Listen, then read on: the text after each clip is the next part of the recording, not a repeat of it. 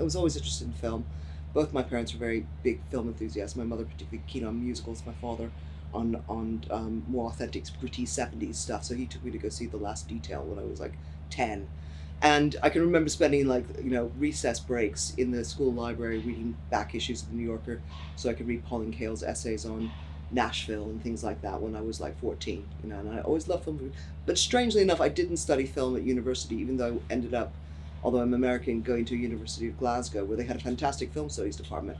But writing, I think, has probably always been my first love. So I studied English literature, and I was, as I was coming close to the conclusion of my first degree, I sort of, realized I'd probably do well enough that I could get funding to do a PhD, and I was going to do one on James Joyce, and then just have a little break from sort of cramming for my finals. I went to go see The Brave Little Toaster at a matinee with lots of kids, and I thought, the world doesn't need another PhD on James Joyce, but maybe we need one on The Brave Little Toaster. So I'd always been very especially interested in animation, so I started working on a PhD on animation, or why animation is considered a children's medium, which I never finished. But while I was working on that, I ended up meeting the deputy head of distribution at the British Film Institute, Jane Pilling, and she needed a PA for a little while, so I was just her PA, and I would write letters for her, and she said, "Yeah, you write really well. You should try to write some reviews for Sight and Sound," which just at that point had been reconfigured. They had blended the monthly film bulletin into Sight and Sound. Philip Dahl was the editor, and Jonathan Romney was the deputy editor in charge of the film reviews. So I pitched to them to write reviews of animation and stuff like that, and they just started hiring me, and I just started writing for more and more, and eventually I became the deputy editor there, and I was in charge of the book reviews for a while, and then in charge of the film review section, and then felt it was time to move on, and I transitioned into freelance journalism and started writing for the trades in about 2001 for Variety first, and now I write for the Hollywood Reporter. I think the most interesting thing about writing for the trades is that you're writing for the industry, so you can kind of assume a basic film knowledge from the start with your audience, and you're advising. You're not kind of doing this as should you go see it. It's more the question is should you buy it. So I kind of imagine my ideal reader is someone who's maybe a distributor, who's considering whether or not they want to acquire a certain title at a film festival. Will it make money? I mean, you're trying to answer, if you can, basic questions like that. Does this film have any commercial potential? Will it find an audience? Will it appeal to the audience that it's targeted at? So it's more specific and more it's more industry oriented, and that's why they're called the trades. And that's terribly liberating in many ways. It's also constraining in other ways, because you're going to kind of have to be a little bit more kind of serious, a little bit sort of dry. I write also for consumer magazines and newspapers. I write for The Guardian, I write for the Radio Times, I've written for lots of different people.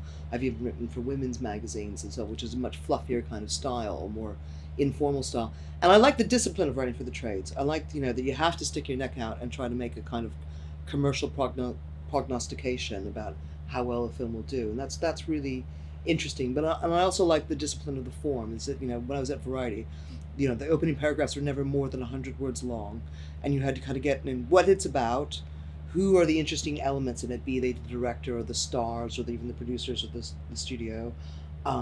Is it any good, and how will it do? And you kind of all in 100 words, and that was like writing a little haiku or a sonnet. It was tremendously satisfying, but also really challenging. I think that in terms of contextualization, it's just the same. In fact, it's not you're actually liberated because you can assume more film knowledge on the part of your audience, so that you can say, I mean, what we review for the trades, only like 5% of it is Hollywood fare that everyone knows and recognizes. A lot of the time, when me and people like Guy Lodge are at film festivals, we're reviewing like obscure Indian movies. So you really shouldn't be reviewing Indian cinema if you know nothing about it, or we're doing, Asian films, or we all have kind of specializations, areas that we know particularly, but we're also kind of generalists as well. But, even if you don't know that much about Indian cinema, you better do a little bit of research and have some idea what that director did before. So you are contextualizing in terms of that director's career, in terms of that country's national cinema, how those sort of films fare in other, how well they travel. Always the underlying question with trade reviews is this going to travel? Will it go to other film festivals? Will it actually get picked up distribution anywhere? I guess the thing when people hear that I'm a film critic, they go, wow, that sounds so glamorous. I think the number one thing I always try to tell them, God, it is so not glamorous. And even going somewhere like Cannes, which sounds on a superficial level really glamorous, you're going to a beautiful place in the hot south of France, you're getting to watch movies all day. It's hard work. It's tiring. It's exhausting. It's really challenging, especially if you're in a festival environment where you have to write 1,000 words in maybe an hour and a half, and bang it out. And those are going to last, and that's going to be stuff that major people are going to read and maybe base business decisions on. So it's high pressure. You almost, as a film critic, I mean, I have been a journalist and I have done interviews with actors and directors and whatnot, but you almost, if you're strictly a critic, you never meet famous people. You're just nose to the grindstone, watching movies all day and writing reviews. And then the rest of the time, it's very badly paid. It's, you're really kind of trading on your reputation and and there's, in the end, there's no such thing as accuracy. No one opinion is definitive and right for all time. It's ultimately it's subjective. I think it's a very interesting question whether or not a professional critic's work is better than an amateur's work. I think so. A lot of amateurs are there. Everyone starts somewhere. A lot of people who are amateurs, they work practically for free, or indeed for free, until they can get a chance to start getting paid for their work. And there's a lot of snobbery around about people, particularly who say that they come from a different discipline. They work for a newspaper, and they wrote about something else before, like sport or something like that, and suddenly they're the film critic and everyone's supposed to take them seriously. I think now there's kind of protectiveness about film critics. We sort of feel like, hey, we've done our time. We've been watching movies for X number of years and writing about them, getting paid for them. I think getting paid for it, does that make you any better a person? I mean, considering how little I get paid for the work I do, I don't think it makes me a better person. I do think, though, however, think of myself as a professional writer. I take a real pride with my work, and because someone is paying for me, I consider I have a responsibility to the publication, to the readers, to get things right, to make sure things are clean and accurate and fair, and that I'm not just being self-indulgent. I think there's a kind of liberation when you're writing not to be paid, that you can kind of be more whimsical, maybe more vicious, do all those things. But I think when you're getting paid, you have more responsibility to kind of be balanced, and judicious. And I think that's a good thing. And I believe in journalism. I think actually, if we all started working for free, there's something pernicious about that. And there's a creeping attitude that we're lucky to have the privilege of the position at all, and that it's going to go back to being like the 18th century, where we all are reliant on patronage. I guess what I feel I bring to review is experience that I've written about. I've written a lot of reviews in my time, that I kind of have a sort of sensibility about what's a good film and what's a bad film, in my opinion. That I'm always aware of the audience, of who's reading it, who's it for. So whether it's a trade publication or whether it's a consumer publication. I think like to think I have a sense of humor. Like to think I'm kind of sort of smart, not super smart, but smart enough. But also have a sort of sense of generosity. I mean, I think this is really important, is just to think about what is a film for? Who is a film for? Who is this particular film for? So one of the reasons I got into the industry was to write about animation and children's films that nobody wanted to write about. It was seen as a very kind of lesser genre. They usually got very short shrift in reviews. And I thought, actually, there's lots of really interesting stuff going on in these texts, thinking in a kind of semi-academic way. And I still think that, I still think it's too easy to be dismissive about, certain genres, like horror genres, even pornography and things like that. Those all, there's still something going on, and it's worth kind of teasing out the deeper meanings of these works and understand. And I think I'd like to think I try to be aware at all times of who a film is for and how does it meet their needs. I actually do write for some publications that have star ratings. I write for a Danish magazine, and it gets translated into Danish, which is fantastically liberating, because I don't have to worry too much about the finer details of my prose style, because it's all going to get translated into Danish. And they have a rating out of 6, which is great. So you like Time Out, I believe, as well. So you can't sit on the fence. You can't just give it every three stars. So I have worked for publications where you give stars, and I prefer publications that don't. Ultimately, I kind of prefer, I don't really care about what someone else's star rating. As a consumer myself, I don't really worry. But you use them as a kind of gauge of, and especially once you get to know a critic really well, and you know what things they're inclined to like, what things they're inclined not to like. It's just, oh, interesting. Look, Peter Bradshaw gave that 5 stars. Oof, I would have given that 4. So you kind of use it as a kind of a measure. Everybody is kind of fascinated by them, and everybody wants to. They're terribly reductive, and yes, they're very frustrating, but we've all kind of gotten used to them now, and that's the way our culture works, not just in film, but in music and in theater and the arts. I mean, they're sort of inherently ridiculous, but but we kind of live and die by them. That's the way arts criticism has gone for quite a while now, and it's sort of sad. I feel sad that it's stars. When I was a kid, the local San Francisco newspaper had a little man in a seat. So sometimes he was asleep, and sometimes he'd be jumping out of his seat, clapping, and sometimes he would just be absent, like, don't go to see that. And I thought that was much more expressive and entertaining. When, like, why stars? Like, why not? I don't know, dollar signs or something like that. I mean, some publications get very kind of in very kind of complex audio sort of systems of classification, which is interesting. But it's that's a frustration. But other than that, I think they're just a necessary evil. I started writing film reviews in 1991 for Sight and Sound, which is very rarefied, had a small circulation, but a very specialized circulation.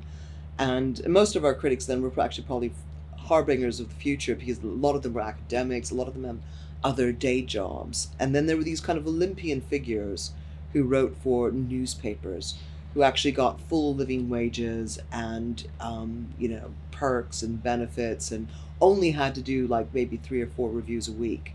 And now the whole landscape has changed enormously. First of all, there are a lot more people who are on freelance contracts, even writing for newspapers. I write on a freelance basis for The Guardian from time to time. In fact, I'm a freelancer when it comes to writing for Variety and Hollywood Reporter. Very few people have a full-time, guaranteed contract job, and everyone is frightened. Everyone is scared.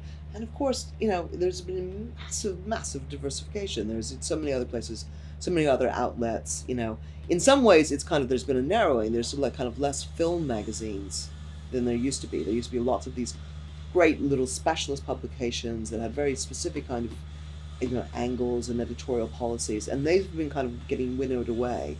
But at the same time, there's millions and millions of blogs, and if you want to self-publish, that's much more valid than it used to be. It's not seen as kind of something for wacko people with eccentric ideas. It seems like a valid way of getting your voice out there, and you can really grow an audience, and you can even make money on it, as some bloggers have managed to do. And good luck to them. So I think it's been a massive winnowing and narrowing down in terms of professional journalism, and a huge explosion in kind of semi-professional, self-employed journalism. So that's been the biggest difference in terms of journalism. Of course, there's been huge changes in just terms of how the industry works, but that's a whole nother story. I hope print journalism is going to be around for longer. I like reading things physically. And there are certain conditions where it seems to be just kind of unbeatable. If you go to the film festivals like Cannes and Berlin and Toronto, people are still reading daily trades in the lines as they wait to go in the cinemas. I mean, it's a great way to do it. You don't always have internet access, but I mean, now you can kind of get Wi-Fi or 3G or 4G anywhere, so I guess that will probably go away. I mean, whether print will survive to core is the big question, and stuff like that. And I think as long as there's print, there probably will be film critics, because most papers find that the film critics, the review section, is still one of the most popular parts of the paper. So hopefully they won't disappear completely. But I know that, like, both Hollywood Reporter and Variety, in the physical print edition, there are less and less reviews all the time.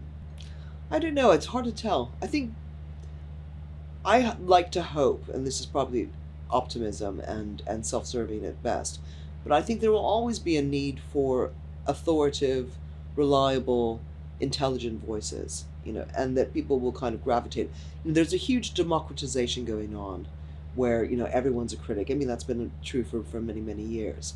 Everyone, the problem with film criticism is that people, ordinary people in the streets, have opinions about movies. God damn them, but they're perfectly entitled to. Whereas, everyone sort of thinks that they could easily be a film critic, whereas not everyone thinks they could as easily become an opera critic or a theater critic or an art critic. That there's an acknowledgement that you need more specialization to do that. But film, because it's such a populist medium, everyone thinks they can do it.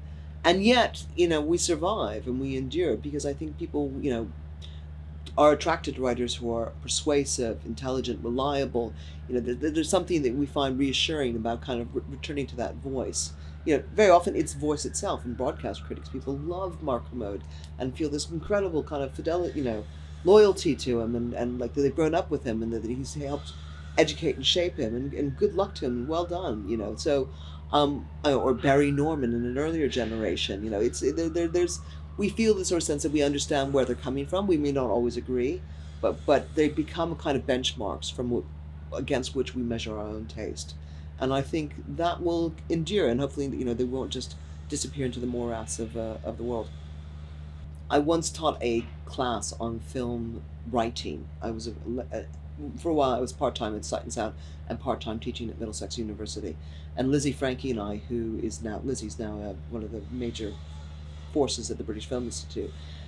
We taught this course on film writing, where we got all these kids in and sort of say, right, here, let's try writing reviews for different different publications. Try to write a review in the style of Empire. Now try to write one in the style of Sight and Sound. Okay, there's other things you can do with film writing. You don't always have to be writing about, Althusser and Jacques Lacan. You can, film a knowledge of cinema. This is, it was seen as something practical that you could do with their degree when they got out. And then we got in, top publicists and have them talking about what it's like to write press notes and what are the demands of that. And at one point during this course, I sort of turned to the class and I said, what do you guys all want to do when you grow up? I mean, how many, what sort of things are you interested in? And we polled them one by one. And all the boys said they wanted to be directors or film critics. And all the girls said they want to be producers or maybe publicists. And there was a kind of self-limiting there that was going on that I thought was really interesting. That, some of the women were better writers, some of the men were good, but it was about 50-50. But just I think as you get in the hard sciences, women kind of limit themselves. They don't think their voice is worthy. There's a kind of doubting in their own ability that holds them back. And I find that incredibly depressing, and I hope that changes over time. I guess one thing to talk about is integrity, and how do you sort of keep yourself pure, and how do you decide that recuse yourself when you feel like you know a filmmaker too well. I was always sort of told at Variety by Derek Ellie, like, if you know a filmmaker too well and you feel like you will pull your punches with a review because they're a friend of yours, or alternatively because you hate them personally and you know too much about them, and they beat their girlfriend or whatever it is, or beat their boyfriend, then you should recuse yourself. So I think that's an important thing to bear in mind. And as it becomes a world where there is a lot of fluidity between the boundaries of being a critic and being a journalist, and some of us do interviews as well, I think that's something you have to kind of always keep in mind. Personal antipathies and grudges and also alliances. So I know lots of cases, and I don't want to name any names, of people where they're really good friends with certain directors, and you sort of think, do you really think you should be reviewing their films? Are you really being honest about what their work is like? So I think that's something that's worth exploring.